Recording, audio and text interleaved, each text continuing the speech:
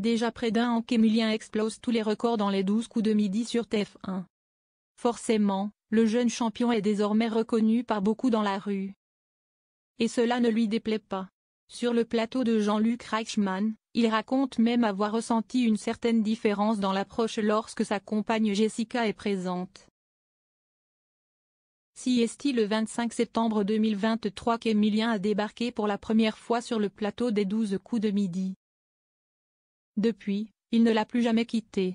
Au fil des émissions, le jeune étudiant en histoire de 21 ans a enchaîné les victoires, passant même la barre symbolique du million d'euros et entrant dans l'histoire des meilleurs maîtres de midi.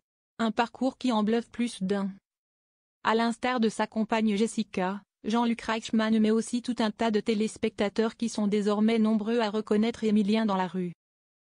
Il y a un an de cela, il n'aurait jamais imaginé être arrêté dehors par des passants curieux d'échanger, ou même de prendre une photo avec lui. Et pourtant cela lui arrive souvent. Mercredi 28 août 2024, sur le plateau du célèbre jeu de TF1, Emilien raconte. Je vois les gens se retourner sur moi quand je suis tout seul, il bugue un peu, est-ce que si est vraiment lui? Mais, par contre, quand elle est à côté de moi, elle sert de confirmation, elle sert de validation. Ils se posent la question, ils la voient à côté et ils se disent, ah oui, si confie-t-il. Une anecdote qui lui permet au passage d'adresser un tendre message d'amour à Jessica, elle a fait beaucoup de sacrifices.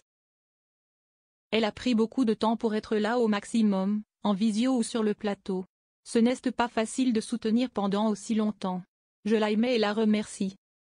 Emilien, 12 coups de midi, habitué à sa notoriété après près d'un an à la télé. Cela arrive souvent qu'Emilien est reconnu dans la rue. Désormais, il est une véritable star et il doit faire avec.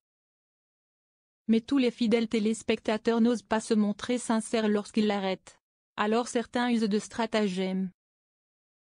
Parfois on vient me demander où se trouve le métro le plus proche, en prétextant ne pas être de Paris. Avant de m'avouer rapidement, en fait, le métro je m'en fiche. Si est-il bien vous, Emilien? Raconte le candidat qui avait été sèchement recadré par Jean-Luc Reichmann. Mais pas de quoi l'embêter. Emilien s'accommode finalement de ses petits moyens détournés pour l'aborder.